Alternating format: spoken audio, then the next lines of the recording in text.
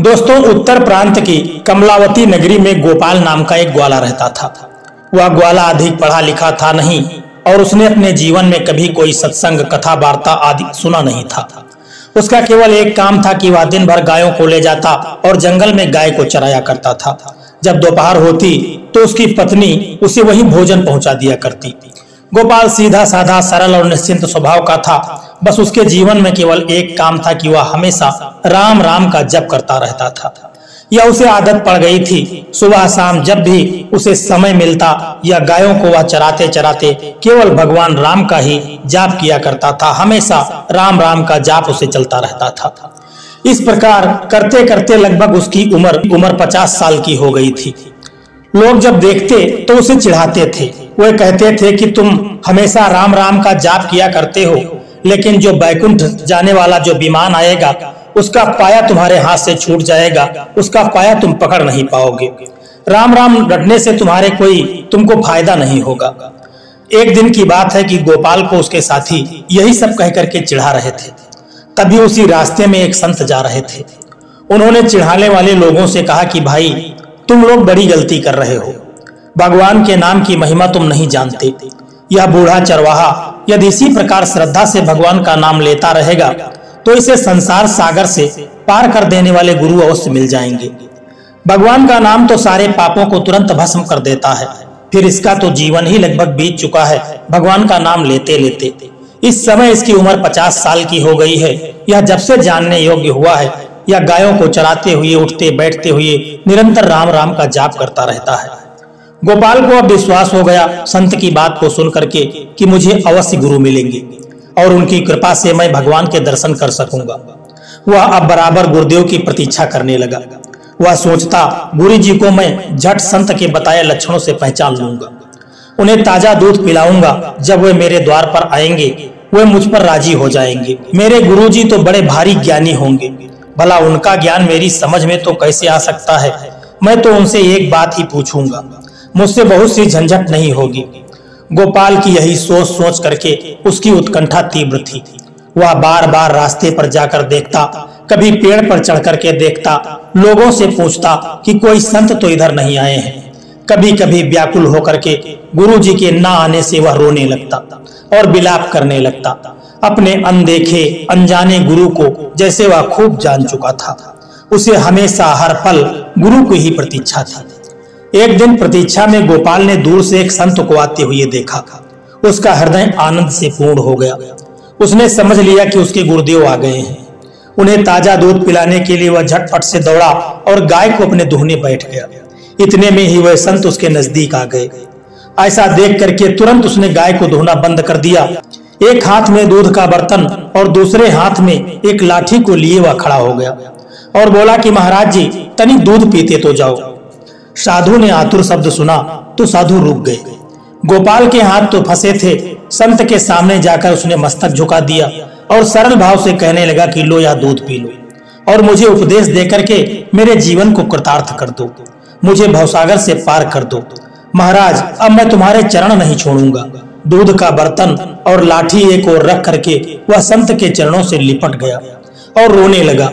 ऐसा करते करते उसके नेत्रों से झरझर आंसू गिरने लगे। वह इतना प्रेम में विवल हो गया कि लगता कि उसे भगवान साक्षात मिल गए हैं। वह इतना प्रेम में डूब गया कि उसके नेत्रों से झरझर आंसू गिरने लगे। संत एक बार तो यह सब देख करके चकित हो गए। फिर गोपाल के सरल भक्ति भाव को देख करके उन्हें बड़ी प्रसन्नता हुई। उन्होंने गोपाल से घर चल करके स्नान करके दीक्षा लेने के लिए कहा। गोपाल ने कहा कि महाराज, मुझे तो वन में रहकर गायों चराना ही आता है। स्नान पूजा तो मैं जानता ही नहीं, घर भी कभी नहीं जाता हूँ।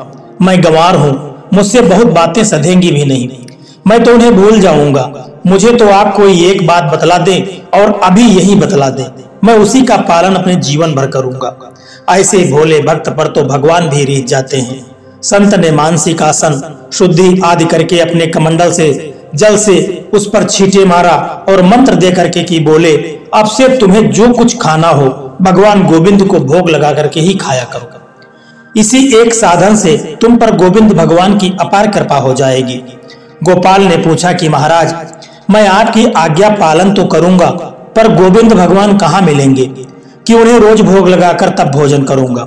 संत ने भगवान के स्वरूप का वर्णन करके कहा कि भगवान तो सब जगह है, सबके भीतर हैं।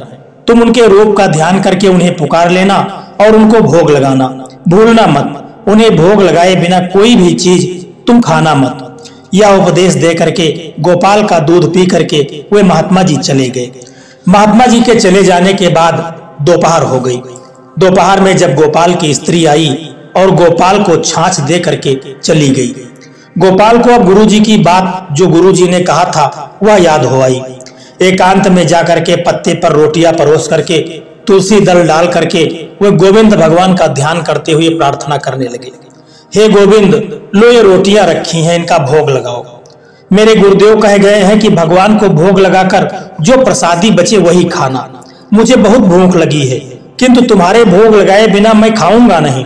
देर मत करो, जल्दी आकर के भोग लगाओ, तभी मैं खाऊंगा, क्योंकि मैं भूखा हूं। गोपाल प्रार्थना करते करते थक गया। धीरे धीरे संध्या हो गई, पर गोविंद नहीं पधारे। जब भगवान ने भोग नहीं लगाया तब गोपाल कैसे खा ले, क्योंकि गुरु जी का आदेश था। रोटियां उठा करके उसने जंगल में फेंक दी और गौशाला लौट आया। गोपाल का शरीर उपवास से सूखता चला गया। इसी प्रकार करते करते लगभग 18 दिन बीत गए। खड़े होने में उसे चक्कर आने लगा था, आंखें गड्ढों में घुस गई थी। स्त्री पुत्र घबरा करके बार बार कारण पूछने लगे, पर गोपाल कुछ नहीं बताता। वह सोचता है कि एक दिन तो मरना ही है, तो गुरु महाराज की आज्ञा तोड़ने का पाप करके मैं क्यों मरूं? मेरे गुरुदेव की आज्ञा तो सत्य ही है। यहाँ न सही मरने पर परलोक में तो मुझे भगवान दर्शन देंगे। उपवास को 9 दिन और बीत गए। आज 27 दिन पूरे हो चुके थे। गोपाल के नेत्र अब सफेद हो गए। वह उठ करके बैठ भी नहीं सकता था। उसके सारे शरीर की सामर्थ्य गायब हो गई थी। आज जब उसकी स्त्री छाछ लेकर के आई और जाना ही नहीं चाहती थी, वह गौशाला से उसे किसी प्रकार गोपाल ने घर भेजा। बड़ी कठिनता से छाछ परसकर वह भूमि पर लेट गया। आज बैठा न जा रहा था। आज अंतिम प्रार्थना करनी है उसे। वह जानता है कि कल फिर प्रार्थना करने को देह में उसके प्राण नहीं रहेंगे। आज वह गोविंद भगवान को रोटी खाने के लिए हृदय के अंतिम बल से पुकार रहा है। यह क्या हुआ? इतना तेज, इतना प्रकाश कहां से गौशाला में आ गया? गोपाल ने देखा कि उसके सामने गुरु जी के बताए वही गोविंद भगवान खड़े हैं। एक शब्द तक उसके मुंह से नहीं निकला। भगवान के चरणों पर उसने सिर रख दिया। उसके नेत्रों से धारा उन लाल लाल चरणों को धोने लगी। भगवान ने भक्त को गोद में उठा लिया और बोले कि गोपाल, तू रो मत, देख मैं तेरी रोटियां खाता हूँ। मुझे ऐसा ही अन्न प्रिय है। अब तू यहाँ से अपने घर खो जा। अब तुझे जीवन में किसी चिंता करने की जरूरत नहीं है। अब आराम से अपने बंधु और बांधवों के साथ अपने जीवन को सुख पूर्वक बिताओ। अंत में तू मेरे गोलोक धाम को आएगा। भगवान ने उसकी रोटियां खाई। उसके लिए प्रसाद को छोड़ करके अंतर्ध्यान हो गए। गोपाल ने ज्यों ही उस प्रसाद को खाया, उनका हृदय आनंद से भर गया। उसकी सारी भूख, प्यास, दुर्बलता, थकावट, शरीर की कमजोरी सब क्षण भर में गायब हो गई। आज 27 दिन के उपवास की भूख, प्यास और दुर्बलता ही नहीं दूर हुई, अनंत काल की दुर्बलता दूर हो गई। भगवान ने जब भक्त पर कृपा की तो भक्त का जीवन बदल गया। दोस्तों, हमेशा जो ईश्वर पर विश्वास रखता है और उनके निमित्त ही सभी कार्य करता है, तो उसके जीवन में आनंद की कोई सीमा नहीं रहती है। उसका प्रत्येक क्षण और प्रतिपल आनंद में बीतता है। दोस्तों, यह कहानी आपको कैसी लगी है, एक प्यारा सा कमेंट करके जरूर बताना।